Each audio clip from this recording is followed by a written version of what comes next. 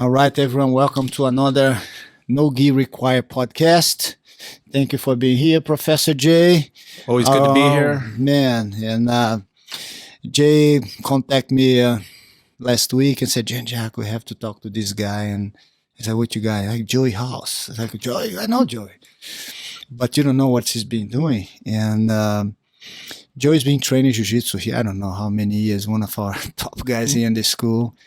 And I saw a lot of things that he was been doing his life in the beginning, but finally, when Jay mentioned that he's doing the Wim Hof, right?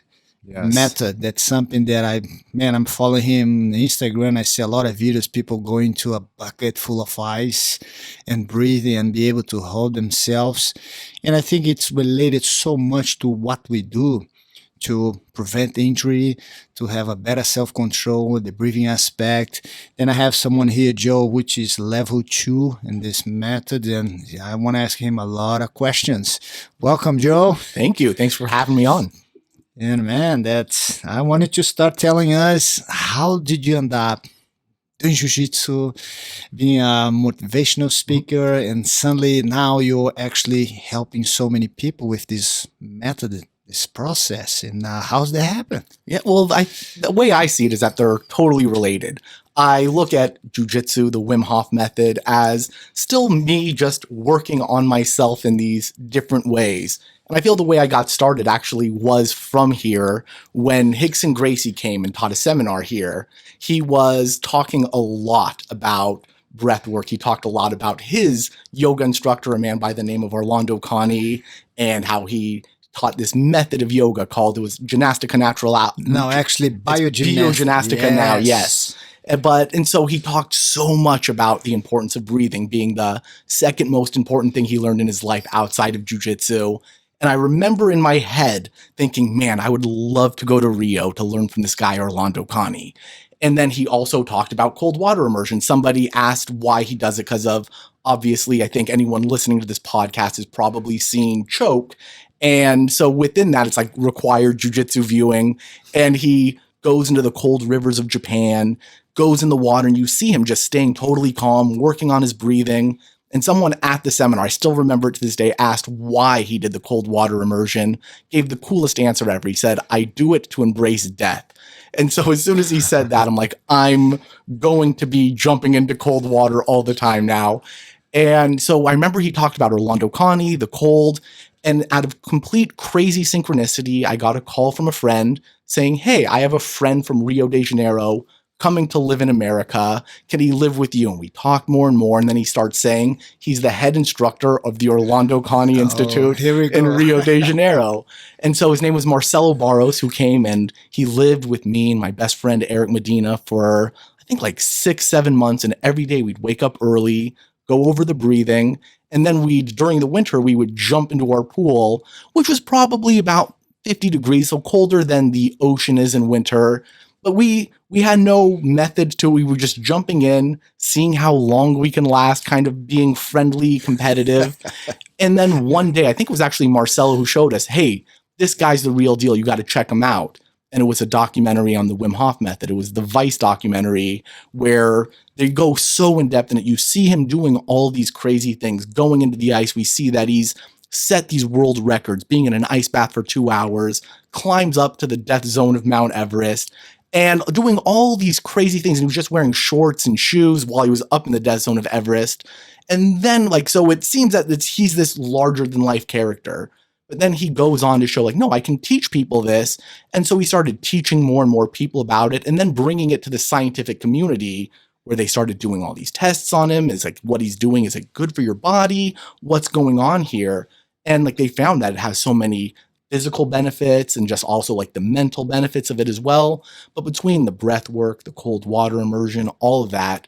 And it was just so interesting because of before I learned anything about Wim Hof or the Wim Hof Method, because of jiu-jitsu, I was already working on my breathing with Marcelo and learning to breathe in all these different areas in my body. And as I learned that, I learned that my gas tank in jiu-jitsu, my physical ability and my stamina dramatically increased because I can breathe into more areas of my body.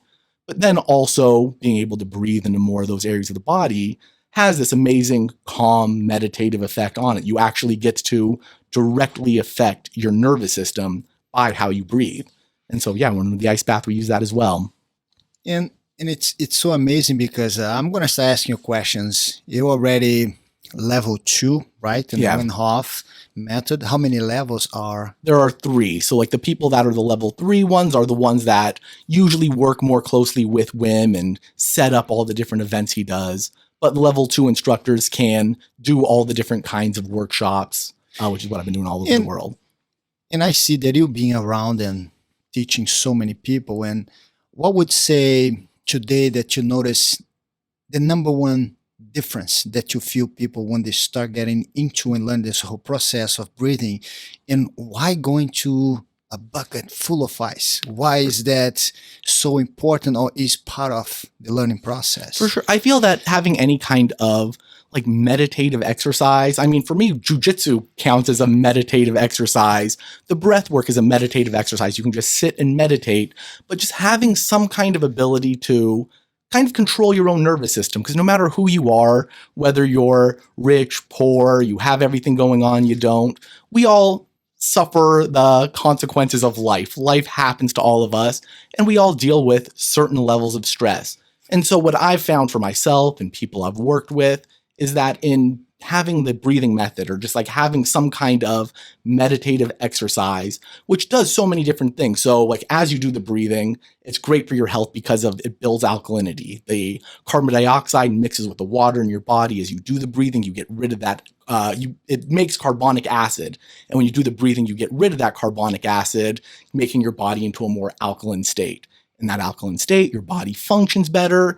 But then also all these amazing things happen that can affect your brain chemistry. You start getting out of the prefrontal cortex, which is the human part of our brains, the part that allows us to think into the future. And looking into that, basically, a lot of people not knowing right now how to breathe correctly. Correct, yeah. Because I don't think they're getting the benefit of oxygen. Yes. And if you don't have enough oxygen in your body, I mean, you're going to start having headaches, some of the feelings that just because you're not breathing properly. Correct. And there's also like your biomechanics of just how you hold your body. So there's been studies done that if you put a smile on your face for 7 seconds, it starts telling the brain, oh, I guess we're happy. Your brain releases endorphins and you feel happier. So how we breathe is also one of those kind of indicators to our body. And most people, as you said, just only breathe short and shallow in through their chest.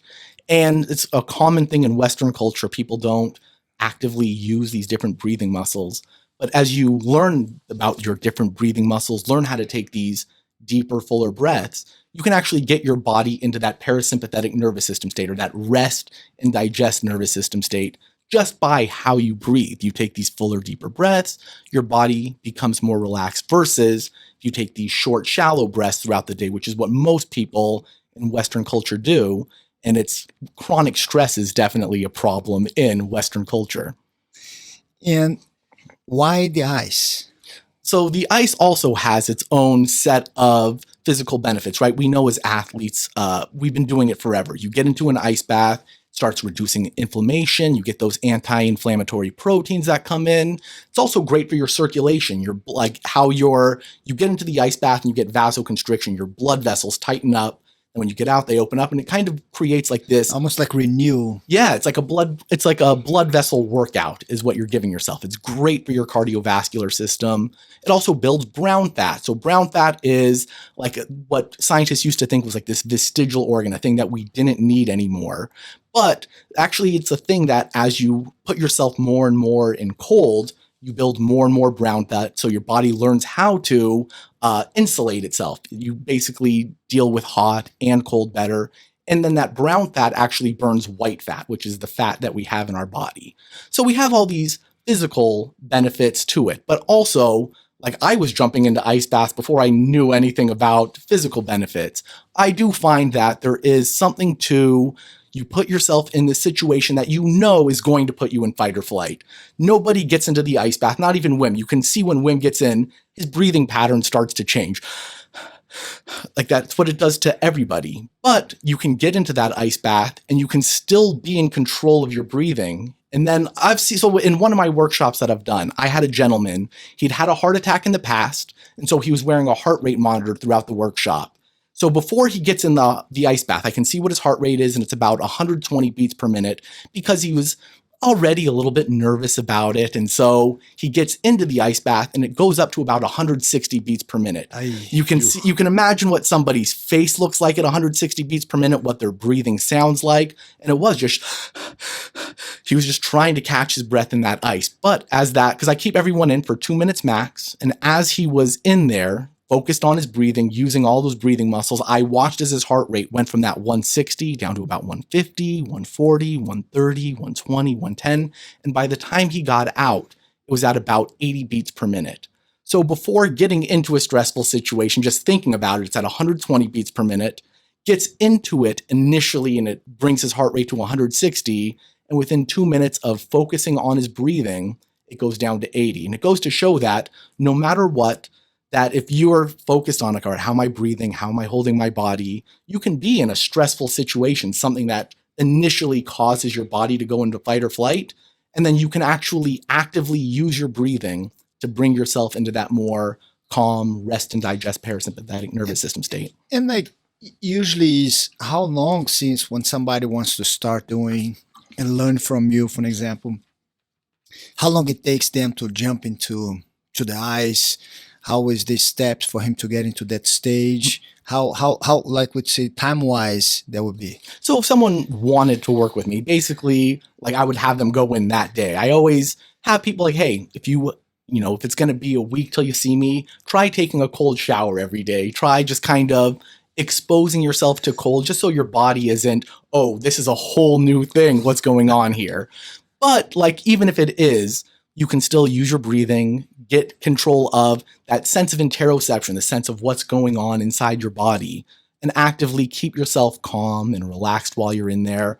And so when I work with anyone, the first thing I do is work on breathing mechanics. Because even though like the Wim Hof method is its own breathwork method, if you don't have just basic breathing mechanics down, you'll probably end up doing the Wim Hof method breathing wrong, because most people, as we talked about, typically only breathe through their chest. So the first thing I teach people is how to use their diaphragm, how to breathe into their belly, how to breathe into their ribs, their back, their chest, how to isolate these different breathing muscles, how to use them together.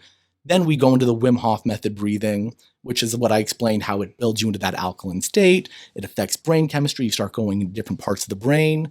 And then we do the ice bath. I keep people in the ice bath for no more than 2 minutes, but everyone's different. And it's what's wild is that you never can properly guess who's going to do well, who's going to have a hard time. I've had people that were like MMA fighters. I'm not going to say the name, but there is a YouTube video of a very, very famous MMA fighter, like a legend, and his team is trying to get him in the ice bath, and they're literally shoving him down, and he doesn't want to do it, and he's literally crying as they're doing it.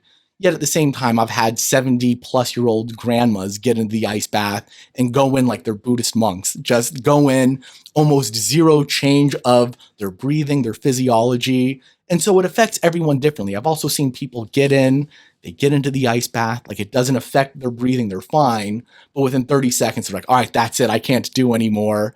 And then I've also had people get in, and for the entire 2 minutes, they've never gotten control of their breathing. The whole time, they're just in an intense fight or flight state, but they stay in the whole 2 minutes. So it's been an interesting thing. Like, I can never quite guess who's going to have no problems, who's going to have a little bit. But at the same time, like, even just getting into the ice bath requires a mental leap, knowing, hey, what I'm about to do is going to be very difficult. I'm going to be uncomfortable, but I'm going to do it anyway. And so like that, even that, if you get in and get out in 5 seconds, like I personally believe that that person has done something great for just like their mental well-being, as far as, oh, I can push myself to do things that are a little bit challenging. Yeah, I think that's the big thing, being emotionally empowered. Yeah. We spoke about this before we started recording, how I remember the thing that got me involved in Jean-Jacques, Armstrong, myself, and Aaron. And now you guys trying to bring me into that one. We're going. We're going to be going soon. I have no choice now. But I remember, because, I was following some of Joey's early work, And I would see these people doing this, and I thought it was cool, but you know, it just kind of like you see it, and it didn't really grab me until he had one person, which is a female client of his, and you could tell she was struggling. She didn't want to get in the ice. Like it was just, she's like, no, I can't do it. And Joey was so calm and so like reassuring. He gave her complete control to choose whether to go in or not. But then after a short amount of time, she did it. She did it. She went in, she went all the way in, she got herself calm. And then when she got out, it was like an emotional release. That's when I'm like, what you do sounds exactly like what we do in here. 100%. Yeah.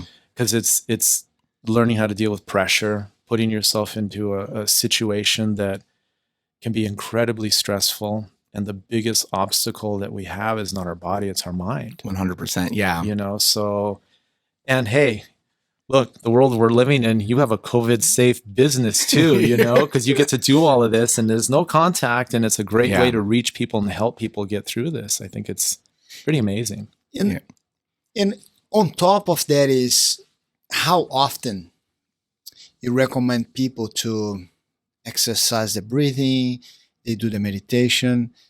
Because I know it's a lot of the instructors that we have around the world today, each one in a way has their personal touch into the method. Of course. When I learned from Orlando Canis, I don't know, 30 years ago, I'm still doing exactly the way he showed me. It was such a privileged time. Train jiu-jitsu with Rickson. After the class of Rickson, Orlando comes in. Then I have Rickson, Marcelo Berg, and myself doing the whole hour-and-a-half routine and exercise. And until today, I do my breathing exercise, 10, 15 minutes. I do my biogymnastic a little bit for another half an hour, which the breathing is involved. But I don't have the ice. Of course, yeah. But that was his method. Today, what would say is the difference of Wim Hof Method from some of the other methods out there? What it's like the trademark, or what makes him and what makes you want to go and follow his steps? So like with the whole breath work world, the truth is there's nothing that's brand new. A lot of these things have been around for thousands of years. And even Wim Hof will be, hey, I'm not the first person to do any of this stuff. I'm just the first person who brought it to science.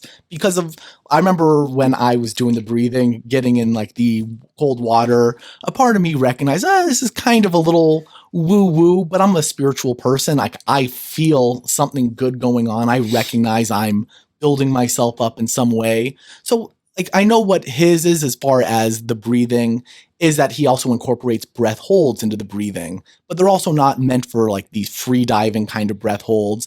It's more about just building that alkalinity in the body. He's the one that doing the breathing, he showed not only that like you have all these mental components, but also that he was able to fight off diseases within his body just by doing this breathing. And there's like so many different breath work methods, and I practice a whole bunch of them.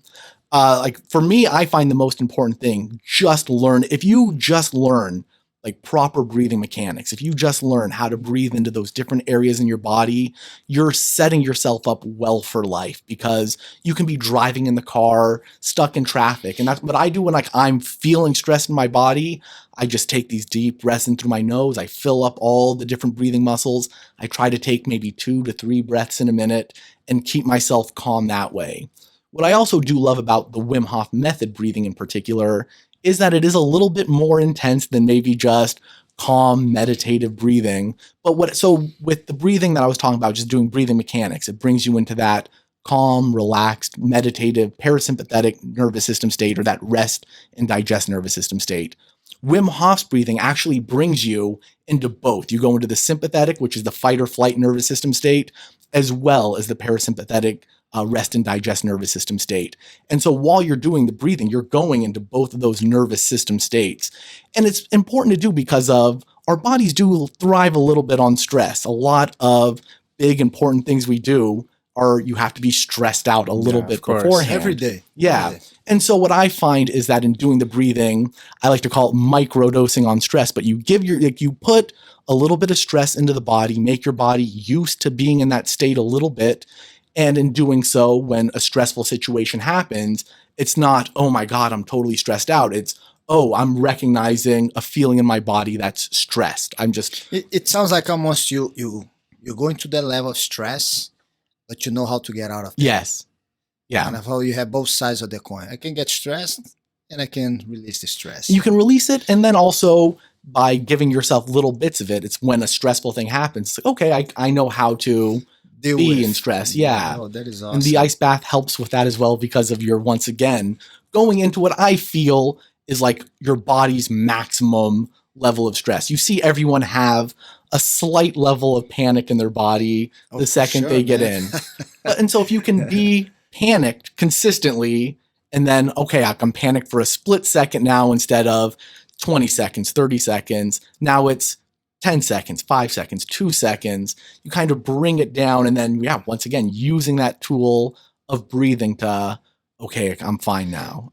What would say is the most common when all your clients, after they get into and then go through the whole process, what is their comments in their personal life? They feel the change of the system they follow with you. What is they call you, say, Joe, thank you. I'm feeling better this way. I'm doing better that way. What would you say was the most common change you feel in person? Yeah, the most common I would say is like having more energy. Just in doing the breathing every day, it does this thing where you do feel more energized in your body. Your cells are just functioning better. And so you just feel more awake, just a little. And it's like this interesting thing where it's like you have more energy, but it's also like a grounded, relaxed energy. It's not like you've been drinking 10 Red Bulls and now you're flying off the walls. It's just like, no, like I have stuff to do and it's fine. And then also just like the mental clarity, as I said, it kind of gets you out of the prefrontal cortex, the human part of our brain, and we connect more with our reptilian and mammalian parts of our brain. So you see people they get into these meditative states, and just like throughout the day, we all have a whole laundry list of things that need to get done. But I think the difference between a stressed person and a not stressed person, a stressed person looks at those things and kind of sees it as, oh, I got to do this, that, or the other.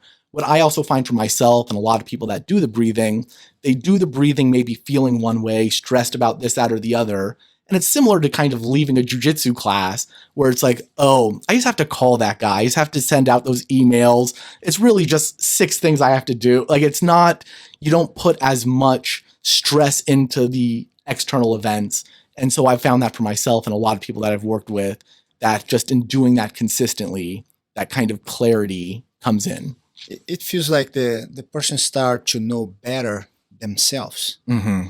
And on top of that, I'm not telling everyone to do that. I'm just going to ask him a personal thing that I heard. And I heard that you are, I think it was 10 days. It was 10 days. Yeah, I know what you're talking 10 about. days Yeah. yourself, you put yourself in a dark room. And why is that? The thing's called the darkness retreat, and that's what it was. It was 10 days, complete darkness. There was like a bathtub, a toilet, a bed. The person that brings food brings it in once a day. They bring it through like these double doors. So he opens the door on his side, puts the food in, close the door.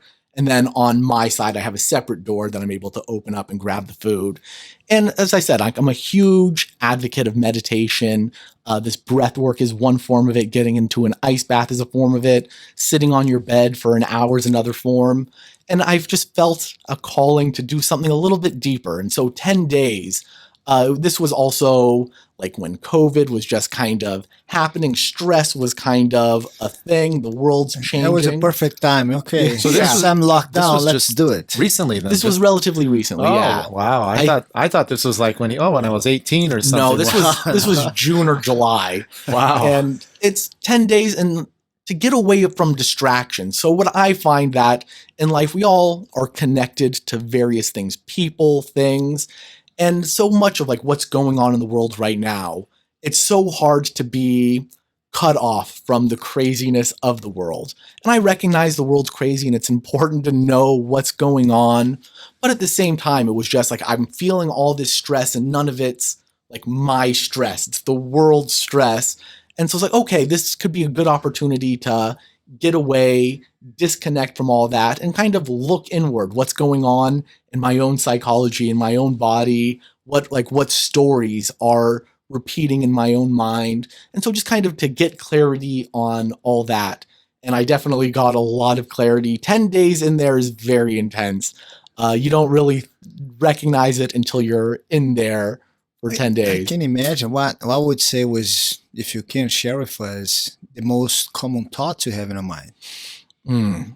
Everything dark and okay, I do my breathing. I have this much hours of sleeping. Yeah. Well, And I mean, there's so many things. There's like one of the things, especially in the beginning, is okay, like this is day one. I've got 10 days of this. How am I going to get through this?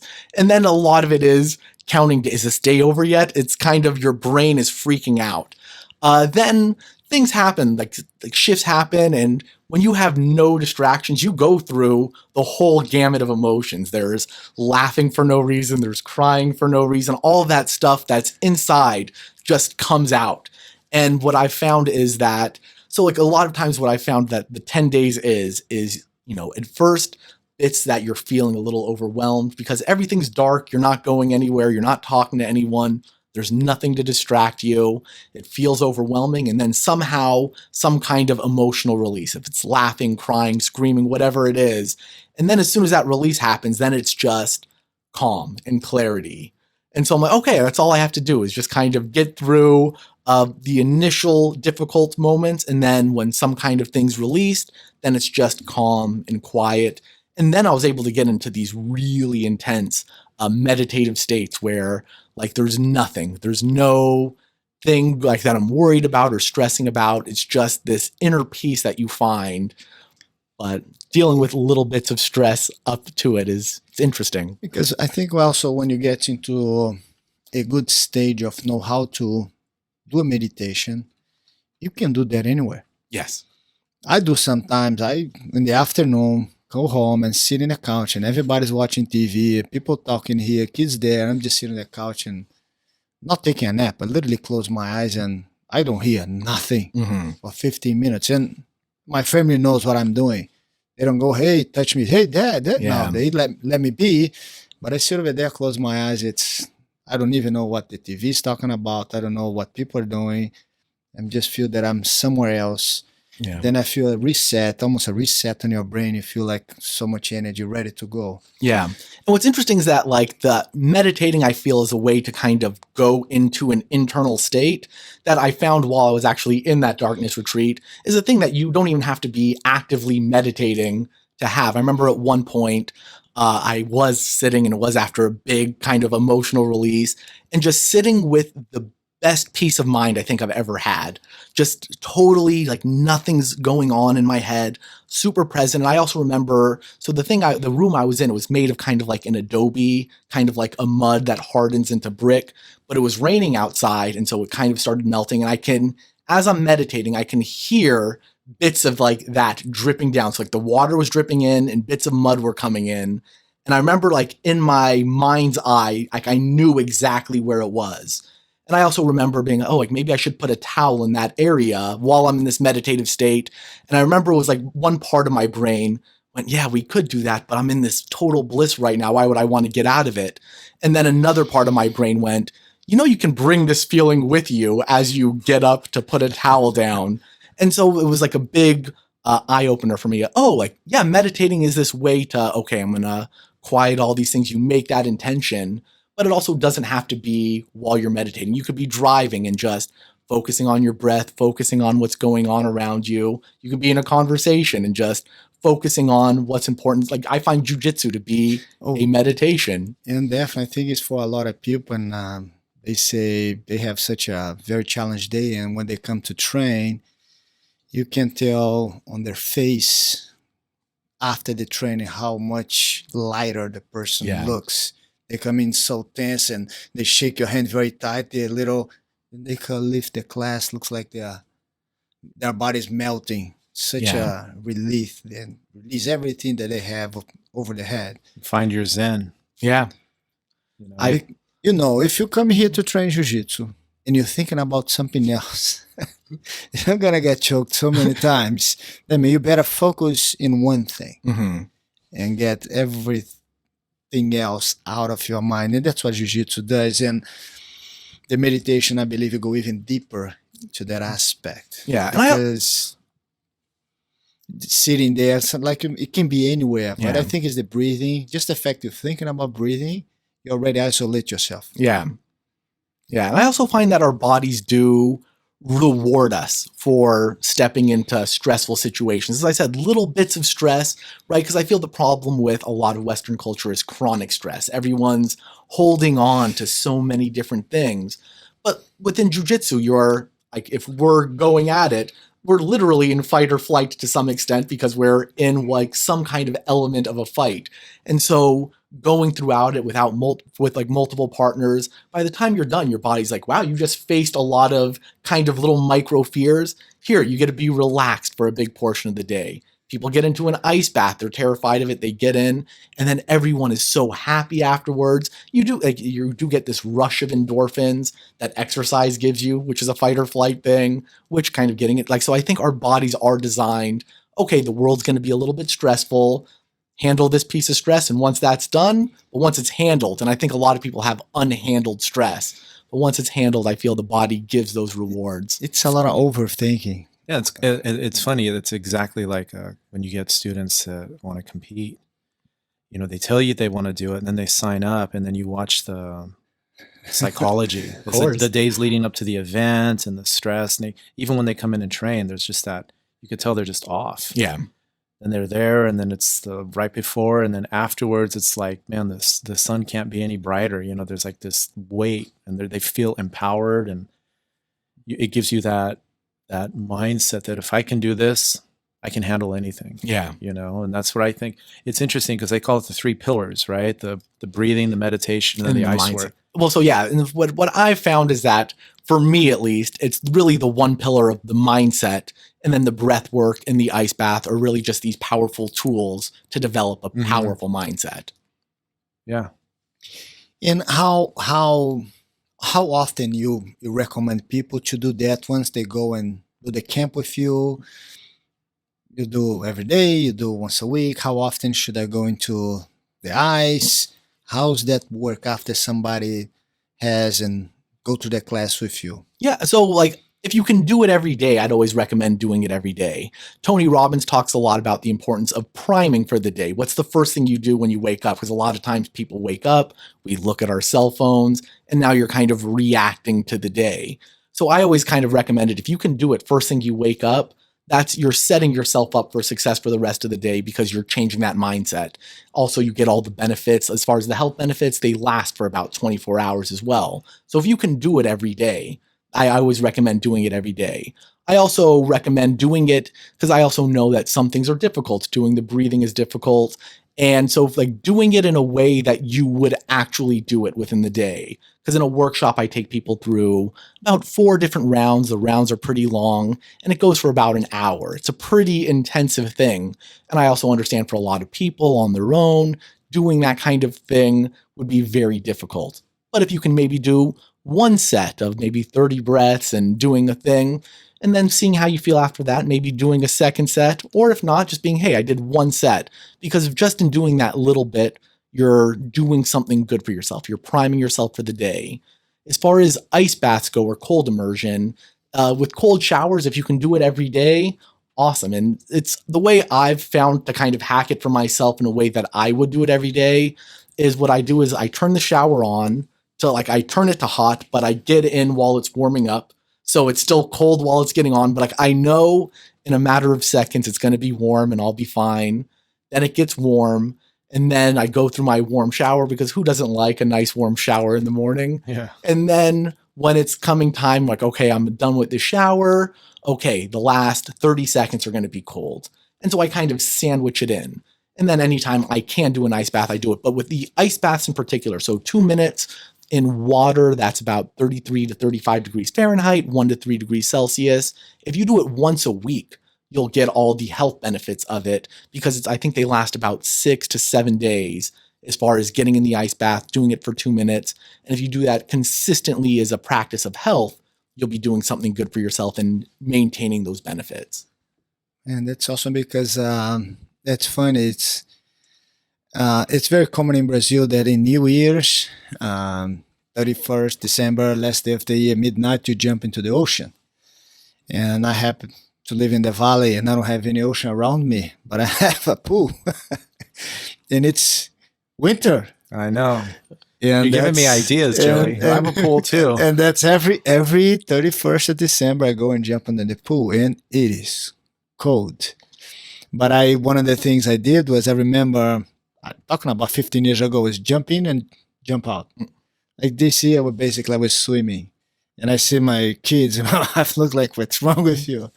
But was the breathing, the whole thing that I always done that, and I find fascinating to me that you've been doing that for how long now? So I've been teaching the Wim Hof Method for about 2 years now. But before I was teaching it, man, whenever that Hicks and Gracie seminar that we did here was, however many years ago, man, that was I think awesome. I think I went home that day and jumped into our pool and saw how long I can stay. I saw the videos, you, Eric, and Marcel jumping early in the morning, very cold. And I think it was the beginning of, I think you found your path in terms of, because what you've been doing now is, as we all know, we live in a very stressful world, and right now, amazingly stressful for every person in the planet right now, unless you have a way to have an outlet. Yeah. And I think the breathing, the meditation, all of these, and I was so happy that I know someone who's actually doing that and benefits so many people, because you're giving people hope, you're giving people health. Because when we're talking about health, I'm not worried about how long we're going to be living. I just want to make sure the time that I'm alive, I'm healthy. Yeah. Then I can do the things I want to do in life. Yeah. And that's something that you're doing right now. It's hundreds of people that are already jumping on the ice with you, change their life, and they're very healthy. Do you feel them having a change on their healthy habits? Because I'm sure not everybody eats well, not everybody. A lot of people drink more. A lot of people, unfortunately, don't exercise. A lot of wrong things. Do you feel on that process that they go with you, they slowly start changing their lifestyle? I think so, because I feel that when you experience something, right, you can read all the books on self-development, but unless you apply anything, it's just, oh, theory, maybe that'll work. That would be a nice thing for me to do. But when you come to a workshop, you do the breath work, you get in the ice, you have the experience of, oh, I just did this breathing and I feel phenomenal. I feel more relaxed than I've ever felt in my life. And so I find that a lot of people do maintain it as a regular practice. And if not, I also find people like, oh, like I'm just going to change the way I breathe day to day. So I think it does help form these little keystone habits, even if it's something small, because I know that like keystone habits, like a habit that you have that starts changing everything else. Coming to jujitsu, I find helps me. Then all of a sudden I eat better. Friend wants to go get some beers late at night. I'm like, you know what? I have training tomorrow at 9. I don't want to feel like crap tomorrow, so I'm going to pass on that. So it makes every other habit a little bit better. And I find that with breathing, as soon as you learn, like, oh, I can breathe a different way, it's like I feel it's like the most baseline aspect of health. How do we breathe? Hydration's important, working out's important, eating well's important, but a lot of people don't think about, oh, if I breathe in this way, I can breathe myself to become healthier. And so it's this super simple thing that you can do. And as soon as you learn it, it's just there. It's information in your bodies. Oh, I didn't know I can breathe this way. Now, like, it's weird that I wasn't breathing this way all along. And I feel that's just kind of the beginning aspect, as you have that tool to keep yourself calm. On that process that you teach, how long it usually takes to a person that want to start today to get into a stage that they properly do the exercise and breathe well? Evidently, if I do every day, I'm going to get there quickly. Of course, but in average, how long it takes for somebody to get into that point that you start having a huge impact on their lives? I've seen it happen as soon as the first lesson, which is one of those incredible things that you learn this super simple thing that you just weren't aware of before, but now because you're aware of it, it's, oh, I didn't know that's how you were supposed to do that. And so I've seen most people get most of it just lesson 1. For certain other things, or certain kind of little nuanced things, learning how to breathe into your back, for example, or your ribs, become a little bit more difficult, and they require a little bit of time. But even if you just do it for a few weeks, you're going to get there, because it's just taking the time and just getting out of the external world and just kind of connecting to yourself, your own body, your own physiology, your own mind. And so I've seen, but for people, like as soon as you just learn a thing that you didn't know, you can apply it immediately. And would say it's what is the most would say the people that come to you and they want to have the classes with you mostly is athletes, common person, age over 30, less than 30. It's how is the group for you? Which is the group they're looking for more to work or exercise with you? It's so amazing because it's such a diverse group. Every time I do a workshop, I have professional athletes, I have grandparents, I have a person that's like, I've never done any of this kind of stuff before, but I don't know, it seemed interesting. I have all sorts of people that come to the workshops, a lot of like spiritual people, because of with the breathing, you do go to these different planes, professional athletes, like, as I said, just like basic, like regular people just looking to reduce levels of stress. Every now and then people with kind of, chronic illnesses because they found out that it helps with the immune system, things of that nature. So it really is a whole wide gamut of people. And because Wim Hof is also on the rise in popularity, depending on what he's done recently, also influences what my workshops look like. When he did a documentary on, was called The Goop Lab with Gwyneth Paltrow, it was a Netflix thing. And when he did that, all of a sudden my workshops are now filled with women because they saw this thing that they were watching. And so depending on what he does, it brings in an interesting group of people, but consistently a lot of, as I said, spiritual kind of people looking for new meditation tools, and then people looking to work on their health, athletes, and then just regular people looking to make little changes. And what do you do, or I should say, not what do you do? I remember watching, because you shared a lot of your training under him when you went to Europe and you were with the group. And is there a continuation to that, or is it just kind of like once you get trained and you just kind of take it and you own it, and because of your background with him, you're connected to it? But is there going to be any sort of like, do you maintain communication with him? Is there any sort of follow-up that you do? So like, as I said, like when I became an instructor, there were like the classes that you had to do. There was the advanced, the fundamentals, the master class where you became an instructor. But things like, I think what you were mentioning with Poland are, for the most part, with the people that go, it's like its own standalone thing. You're there for a week. You're doing a lot of breath work. Every day you're doing multiple sessions of it, and also a lot of cold water immersion. At some point, we take people through these rivers that are flowing, and you can see even though the river's flowing, that there's icicles still forming within it. And so there's moving water and all this, and people will stay in for 10 minutes. And it's one of those things that I feel like you do it for a week and then it's okay. You now know you can do this. Because at the end of the day, like you don't need someone to constantly take you through this practice. At some point you can just branch off, do your own thing.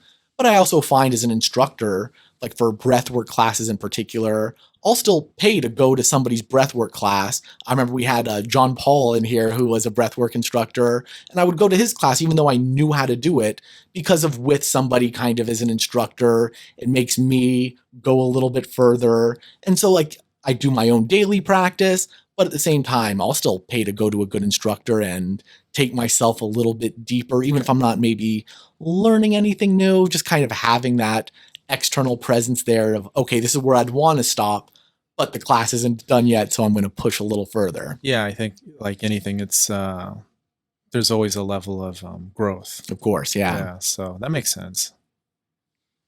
And what it would take you to get to level 3? I think just time at this point. I've helped as far as with the Poland experience. I've done a lot of workshops. I think at some point, I don't know what the exact qualifications or whatever, but Poland is their main, the main event every year in Poland. It's around this time.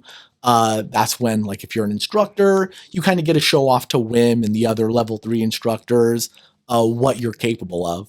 I would have definitely loved to go this year, but American travel to Poland is iffy. And so, yeah, like they weren't taking any American instructors. But yeah, like I don't know if, I'm pretty, like, I feel I have a good knowledge on it. I practice it a lot. I teach it a lot, but I'm not even like in my head, like, oh, how do I become this level 3? I'm just doing what I'm doing. You're doing the work. Yeah. I think that to me is the recipe for success. You know, you don't focus on the tangible things. It's just do the work. The opportunities, they'll come. Yeah, it's just like jujitsu. Yeah, like if you're the person always asking, when do I get my belt? When do I get my belt? Just come to class. I'll be a forever white belt, you know? If I never got promoted to anything, I would just keep coming anyway. I just love jujitsu. And same thing with the Wim Hof Method. I just love doing it. Promote me, don't promote me. I don't care. I'm still going to teach it. And how can people get a hold of you? How can people, you have daily classes, or people contact you, hey, I'm going to go there and I can teach you, and how is it working? So you can find me on my website, joeyhauss.com. If, I don't know if it's JoeyHauss.com. My last name is not the proper spelling of house in any language. So joeyhauss.com/breathwork. And I do weekly online breath sessions there. If you use the code no gi required, your first breath session will be free. Oh, here we go. But I also still do workshops and everything like that. Obviously, with COVID, things have changed, but I'm still there. We make sure that everything's nice and safe. There's plenty of space. Most of the time it's outside. And yeah, I think I have one coming up January 23rd. It's on the website, but also you can find me on social media. Same thing, JoeyHauss, Facebook, Instagram, YouTube. And I always ask that question to everyone that's going to come here, and they already know. And I know Joe for so many years, and I see his incredible improvement on his jiu-jitsu. He's done so many competitions in jiu-jitsu here. And his training wasn't as much every day because he was improving and doing the techniques, teaching so many people around the world that he wasn't here as often as. But right now, in the past, before the COVID, he was coming back and showing his jiu-jitsu and everything. And Joe, who is Joey Hauss? Who is that person? Who is that person? Wow, that's a deep question. I don't know. I'm just a person on this planet doing the best they can. I have hobbies like jujitsu, teaching Wim Hof Method. Love my family, love my wife, love my friends. Simple person, just trying to do the best they can in this world. And yeah, he's a great guy. I know him for so many years, and it's been great to have you on board here with us, man. Yeah, and if I'm not mistaken, you just had a birthday. I did. It was yesterday. Yeah. So happy birthday again. Thank you very much. Well, he hasn't changed since we met him. He still look the same. Yeah, it's the smile. Right? Well, Joey, thank you, man. And please do continue to help people in that aspect of teaching them how to breathe properly, because it does make a huge difference in their lives in terms of health, especially in the moment that we're going through right now. And people stay home. Yeah, stay home. You go 15, 20 minutes every day, do your exercise. It does make a huge difference in terms of healthy. And man, I'm looking forward to hear more at the moment that you go, probably next year, and do that extremely cold exercise, right? And bring back to us some more stories. And man, thank you for being here with us today. Absolutely. Awesome. Yeah. Thanks for having me on. This is a lot of fun. All right, everyone. And thanks for listening to us. Another No Gi Required. And stay tuned. I'll see you guys very soon again. Thank you.